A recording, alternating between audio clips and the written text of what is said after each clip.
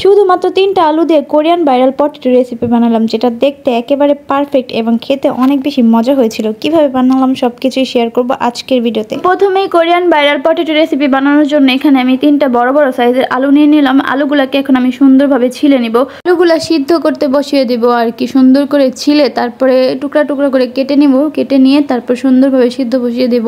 এই রেসিপিটা বানানোর জন্য মোস্ট ইম্পর্টেন্ট যে জিনিসটা লাগবে সেটাই কিন্তু আলু। আলু ছাড়া কিন্তু এই রেসিপিটা হবে না। তো দেখতেই পারতেছেন এখন আমি আলুগুলাকে সিদ্ধ বসিয়ে দিয়েছি। আলুগুলাকে কিন্তু সুন্দরভাবে সিদ্ধ করে নিতে হবে, একেবারে সুন্দরভাবে যেন সিদ্ধ হয় প্রপারলি। তো দেখতেই পারতেছেন আমি সিদ্ধ করে নিয়েছি। এখন সুন্দর করে আমি এগুলাকে ধুয়ে নিচ্ছি, ধুয়ে পানিটাকে ঝরিয়ে নিতে হবে।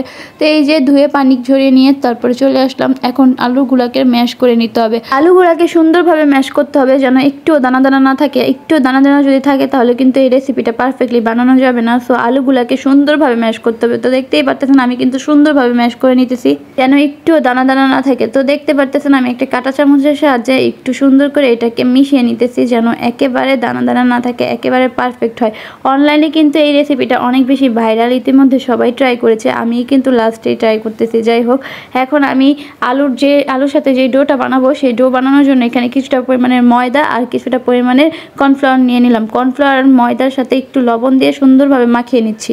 এখন আমি আলুর মধ্যে কর্নফ্লাওয়ার আর ময়দাটা সুন্দরভাবে দিয়ে দিচ্ছি, একেবারে ছিটিয়ে ছিটিয়ে দিতেছি, তারপর একেবারে পুরোটারে মিশিয়ে নিব। তো দেখতেই পারতেছেন আমি সুন্দরভাবে দিতেছি। কর্নফ্লাওয়ার আর ময়দা যদি না দেন তাহলে কিন্তু একেবারে পারফেক্ট ডো বানাতে পারবেন না। আলু যতটুকু দিবেন তার একেবারে অল্প পরিমাণের কর্নফ্লাওয়ার আর ময়দা দিবেন। ময়দার পরিমাণটা কিন্তু অল্প দিতে হবে আর কর্নফ্লাওয়ারের পরিমাণটাও কিন্তু আলুর তুলনায় অল্প দিতে হবে, 1/3 দিতে হবে আর কি, 1/3। তো যাই হোক, এখন আমি সুন্দর করে ডো বানিয়ে নিয়েছি। ডোটাকে বানিয়ে সুন্দরভাবে কেটে নিলাম, একেবারে সাইজ করে নিলাম। এখন আমি সুন্দর সুন্দর করে গোল গোল করে শেপ দিতেছি।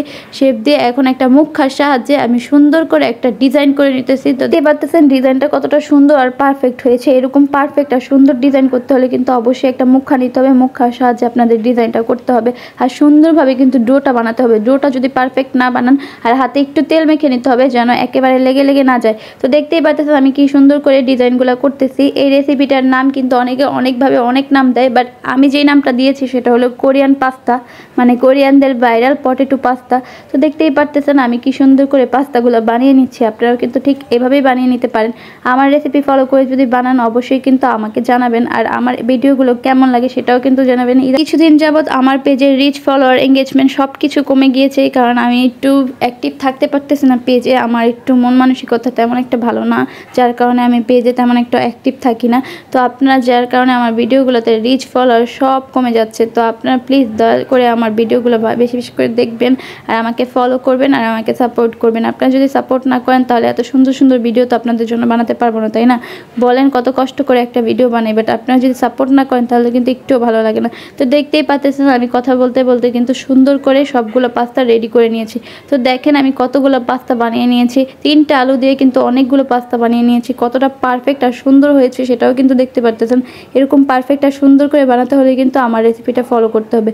তো যাই হোক, এখন আমি সস বানাবো। সসটা বানানোর জন্য প্রথমে এখানে আমি কাঁচামরিচ নিয়ে নিয়েছি। কাঁচামরিচকে সুন্দর করে কুচি কুচি করে কাঁচামরিচ কেটে তারপর কাঁচামরিচ নিয়ে নিয়েছি। তারপর নিয়েছি আদা কুচি আর একটা দিয়ে দিলাম স্বাদে ম্যাজিক মশলা। তারপরে দিয়ে দিলাম কিছুটা পরিমাণের লবণ। তো লবণ দেওয়ার পর আমি দিচ্ছি হলো সয়া সস। সয়া সস কিন্তু মাস্ট বি দিতে হবে, সয়া সস ছাড়া কিন্তু এই রেসিপি বানানোই যাবে না।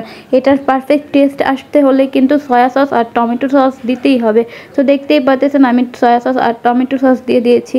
তো দিয়ে এখন আমি সুন্দর করে কিছুটা পরিমাণে লবণ দিলাম। লবণ দিয়ে আমি সুন্দর করে নাড়াচাড়া করে এই সসটা বানিয়ে নিলাম। তো সস বানানো শেষে এখন আমি চলে আসলাম চুলাতে, চলে আসলাম রান্না বসিয়ে দিতে। মানে এখন আমি পাস্তাটাকে সিদ্ধ করে নিব। গরম পানির মধ্যে কিছুটা পরিমাণে তেল দিয়ে দিয়েছি। তেলটা দিয়ে দেওয়ার কারণ হলো যেন পাস্তাগুলো একটা আরেকটার সাথে না লেগে যায়। তো দেখতেই পারতেছেন এখন আমি পাস্তাগুলোকে সুন্দর করে সিদ্ধ করে নিয়েছি, যেই পাস্তাগুলোকে আমি বানিয়েছিলাম। তো এই যে দেখতে পারতেছেন আমি সবগুলো পাস্তাকে একটা একটা করে দিয়েছি। এটা কিন্তু খুবই সাবধানের সাথে করতে হবে যেন ভেঙে না যায়। বেশি সিদ্ধ করলে কিন্তু ভেঙে যাবে। তো আমি 5 মিনিটের মধ্যে সিদ্ধ করব, মানে চুলার জালটা মিডিয়াম রেখে 5 মিনিটের মতো সিদ্ধ করব। সিদ্ধ করে সাথে সাথেই কিন্তু একেবারে ঠান্ডা পানির মধ্যে কিন্তু এই পাস্তাগুলোকে ছেড়ে দিতে হবে। ঠান্ডা পানির মধ্যে ছেড়ে দিয়ে এখন সুন্দর করে উঠিয়ে নিতে হবে, সাথে সাথেই উঠিয়ে নিতে হবে, বেশিক্ষণ রাখা যাবে না। তো যাই হোক, এগুলাকে যদি বেশি সিদ্ধ করেন তাহলে কিন্তু একেবারে পারফেক্ট হবে না, একেবারে ভেঙে যাবে আর একেবারে পাতলা হয়ে যাবে, একেবারে গলে যাবে। সো পারফেক্টলি যদি চান তাহলে কিন্তু অনেক কম সিদ্ধ করতে হবে, মানে 5 মিনিটের বেশি সিদ্ধ করাই যাবে না। 5 মিনিটের কম করলে আরও ভালো। যদি 5 মিনিট মিনিটের আগে সিদ্ধ হয়ে যায় তাহলে তো কোনো কথাই নেই। তো যাই হোক, আমি এখন সসটা বানানোর জন্য প্রথমে এখানে অলরেডি তো আমি সস বানিয়ে রেখেছি। এখানে আমি তেলের সাথে কিছুটা পরিমাণের পেঁয়াজ আর আদা কুচি দিয়ে একটু তেলটাকে গরম করে নিলাম। গরম করে যে সসটা বানিয়েছিলাম ওই সসটা সাথে মাখিয়ে নিলাম। সসটা মাখিয়ে নেওয়ার পর আমি কিন্তু সেম কড়াইয়ের মধ্যে পাস্তাগুলোকে দিয়ে দিলাম। পাস্তাগুলোকে একটা একটা করে দিতে হবে, খুবই সাবধানের সাথে এটা করতে হবে যেন পাস্তাগুলো ভেঙে না যায়। তারপর উপরে সসটা দিয়ে দিলাম। সসটা কিন্তু আগে দিয়েই করতে পারতাম, কিন্তু পাস্তা যেন না ভেঙে যায় যার কারণে কিন্তু সসটাকে সুন্দরভাবে আগে বানিয়ে রেখে তারপরে কিন্তু পাস্তার সাথে মিশালাম। তো দেখতেই পাচ্ছেন আমার রেসিপিটা কত সুন্দর, পারফেক্ট এবং লোভনীয় হয়েছে। এটা কিন্তু খেতে অনেক বেশি মজা হয়েছিল। তো এখন আমার রান্না শেষ, আমি এখন আয়াতের কাছে নিয়ে যাব যে আসলে আয়াতের কোরিয়ান ভাইরাল পটেটো রেসিপিটা রেডি। এখন আয়াতকে দিব। এই নে আয়াত, তোর কোরিয়ান ভাইরাল পটেটো রেসিপি। খেয়ে টেস্ট করে বলবি যে কেমন হয়েছে। সত্যি সত্যি অনেস্টলি